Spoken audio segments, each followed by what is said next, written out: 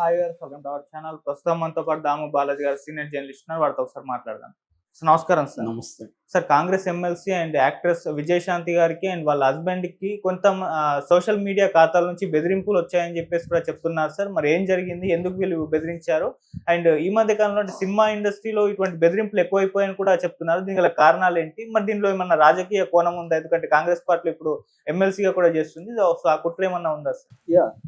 విజయశాంతికి వాళ్ళ హస్బెండ్ శ్రీనివాస్ ప్రసాద్కి ఇద్దరికి ఒక వ్యక్తి బెదిరింపులు చేస్తూ మెసేజ్లు ఇచ్చాడని, మీ అంతు చూస్తాము, మిమ్మల్ని దారుణంగా నేను చంపుతాను, మిమ్మల్ని బజార్లోకి ఈడుస్తాను అనేసి మెసేజ్లు ఈమెయిల్స్ పెట్టాడనేది ప్రధానంగా ఆరోపణ. వీళ్ళిద్దరూ బంజారా హిల్స్ పోలీస్ స్టేషన్లో శ్రీనివాస్ ప్రసాద్ కంప్లైంట్ ఇచ్చాడు.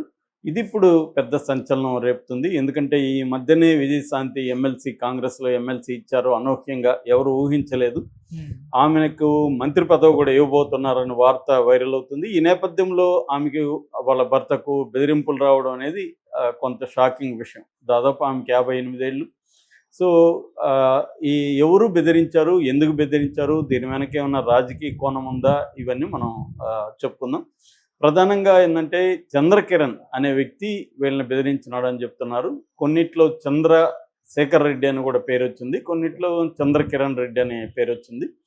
సో ఈ చంద్రకిరణ్ రెడ్డి ఎవరు అంటే, 4 ఏళ్లకు ముందు ఈమె అప్పటికి బీజేపీలో ఉంది, వీళ్ళని అప్రోచ్ చేయడైనా, నేను ఇట్లా సోషల్ మీడియాలో ప్రమోషన్స్ చేస్తుంటాను, వ్యక్తులకు కావచ్చు, పార్టీలకు కావచ్చు.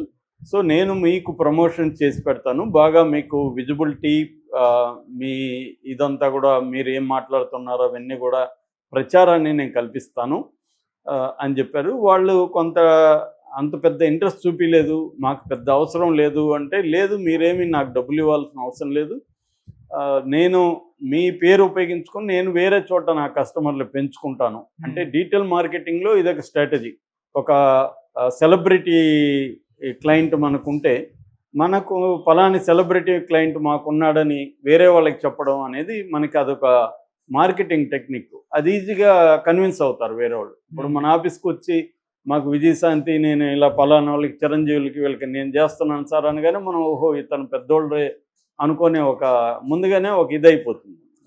అంటే ఇతను బాగా ప్రొఫెషనల్, వాళ్ళే పెట్టుకున్నారంటే గ్యారంటీగా ఇతను బాగా చేస్తాడు అన్న ఒక ఇది వస్తుంది. అలా నేను చేసుకుంటాను అని చెప్తే వాళ్ళు సరే ఫ్రీగా చేస్తాడు కదా అన్నట్టుగా వాళ్ళు చెప్పారు. ఇదంతా కూడా ఒక వెర్షనే, ఎందుకంటే ఈ చంద్రకిరణ్ రెడ్డి వెర్షన్ మనకు తెలియదు, వీళ్ళు చెప్పిన వెర్షన్నే నేను చెప్తున్నా. ఇట్లాంటి విషయాల్లో ఇద్దరు వెర్షన్ వింటే కానీ మనం కరెక్ట్గా జడ్జి చేయలేం, వీళ్ళు అది చెప్తున్నారు.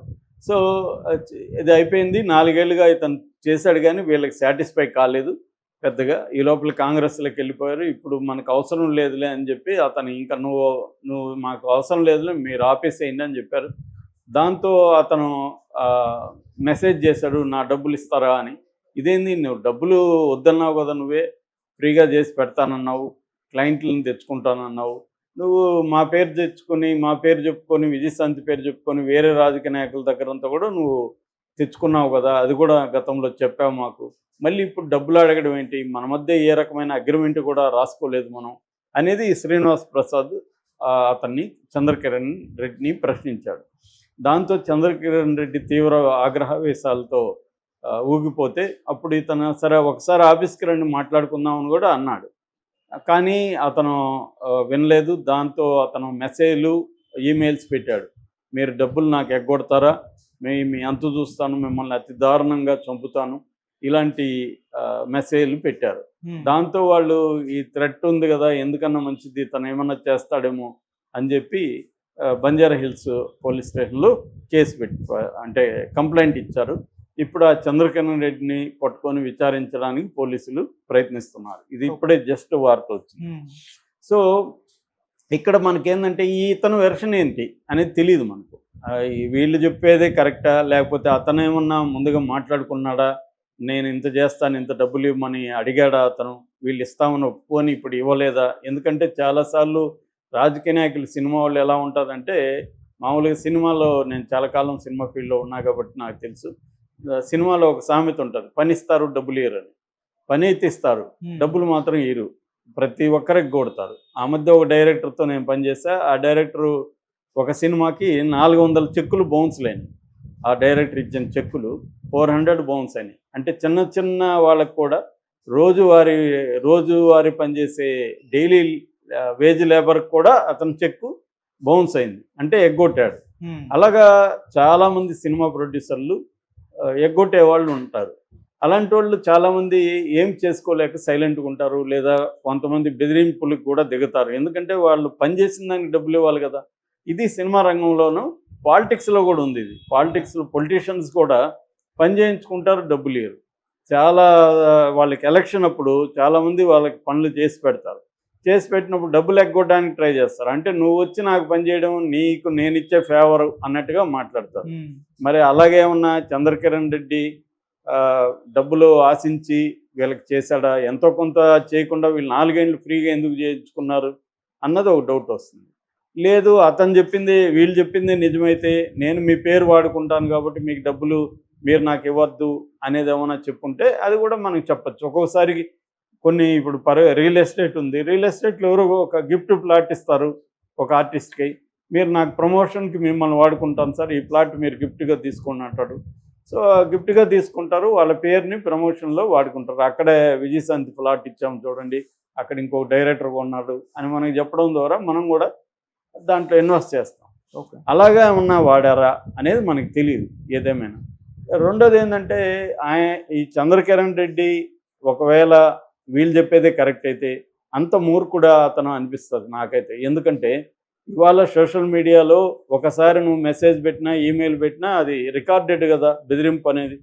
అతనికి తెలియదా? అతను డిజిటల్ మార్కెటింగ్లోనే కదా ఉన్నాడు.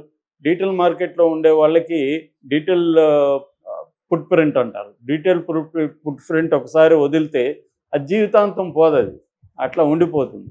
ఫిజికల్గా నాకు కాల్ చేయడమో దాన్ని ఏదైనా ధ్వంసం చేయొచ్చు, కానీ ఒకసారి ఇంటర్నెట్లోకి వెళ్ళిపోతే అది ఎక్కడెక్కడికి వెళ్ళిపోతుందో మనకు తెలియదు, ఎక్కడెక్కడో సేవ్ అయిపోయి ఉంటుంది. సో దాన్ని క్లీన్ చేయలేము. ఇది ఆయనకి తెలియదని నేనైతే అనుకోవట్లే. ఎందుకంటే అతను అదే ఫీల్డ్లో ఉన్నాడు కాబట్టి మనందరికంటే కూడా డిజిటల్ మార్కెటింగ్, ఈ సోషల్ మీడియా ఎలా పనిచేస్తుంది ఇదంతా బ్రహ్మాండంగా ఆయనకి తెలిసి ఉండే అవకాశం ఉంది. మరి అట్లాంటి అతను ఎందుకు బెదిరించాడు అంటే అతని దగ్గర ఏమైనా ఆధారాలు ఉన్నాయా? వీళ్ళు డబ్బులు ఇస్తానని చెప్పి ఇవ్వలేదా? దానికి అతని దగ్గర ఆధారాలు ఉన్నాయా? వీళ్ళు కేసు పెట్టినప్పుడు నేను కూడా ప్రొడ్యూస్ చేస్తానని అతను ఏమన్నా అనుకుంటున్నాడా? ఇవన్నీ బయటికి రావాల్సి ఉంది.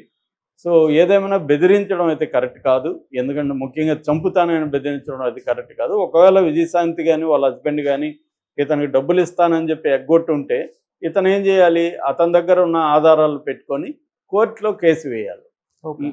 కేసు వేసి వీళ్ళ మీద ఫైట్ చేయొచ్చు. చీటింగ్ చేశారు వీళ్ళు, నాకు ఇస్తానని అగ్రిమెంటే రాసుకోవాల్సిన అవసరం లేదు, ఏదన్నా రికార్డెడ్గా ఉండాలి వీళ్ళిద్దరి మధ్య. ఎందుకంటే ఇతను చేసిన పని అయితే ఉంటుంది కదా. ఇతను విజయశాంతికి అయితే ప్రమోట్ చేశాడు, ఆ ప్రమోట్ చేసిన వర్క్ అయితే ఉంటుంది. ఈ వర్క్కి నాకు డబ్బులు ఇస్తా ఉన్నారు, ఇవ్వలేదు అని చెప్పొచ్చు.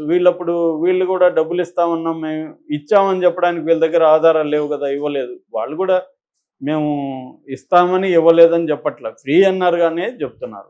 సో ఇది బేసిక్గా అర్థం కావాల్సింది. రెండవ యాంగిల్ ఏంటంటే ఈ బెదిరింపుల వెనక, అంటే ఈ చంద్రకిరణ్ రెడ్డి వెనక ఒక మంత్రి ఉన్నారు.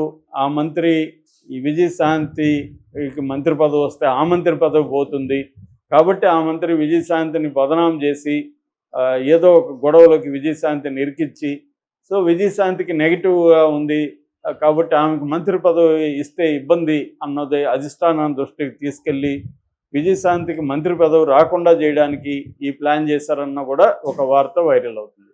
ఇది కూడా పాజిబుల్ అంటే పాజిబులే, ఎందుకంటే రాజకీయాల్లో ఏదైనా పాజిబుల్. విజయశాంతికి మంత్రి పదవి ఇస్తారని ఎవరు ఊహించలేదు. ఎందుకంటే ఆమె అనేక పార్టీలు తిరుగుతూ బొంగరంలాగా ఆ పార్టీ ఈ పార్టీ మారుతూ కాంగ్రెస్లో ఉంది ప్రజెంటు. సో అలాంటి నిలకడగా ఒక పార్టీలో ఉండి ఫైట్ చేసే వ్యక్తి కాదు. అలాంటి ఆమెకి ఎందుకు ఇవ్వాలి? ఎంతోమంది కాంగ్రెస్ కోసం ఇక్కడ ఎప్పటి నుంచో పోరాడిన వాళ్ళు ఉన్నారు. వాళ్ళకి మంత్రి పదవులు ఇవ్వకుండా విజయశాంతికి మంత్రి పదవి ఇస్తే ఓర్చుకునేవాళ్ళు, ఒప్పుకునేవాళ్ళు చాలామంది లేరు. అంటే ఎక్కువ మంది వ్యతిరేకించే వాళ్ళే ఎక్కువ ఉన్నారు. సో అలాంటి వాళ్ళు విజయశాంతిని బదనాం చేయడానికి ఈ ఇష్యూని ఉపయోగించుకునే అవకాశం కూడా ఉంది. Okay sir, thank you so much.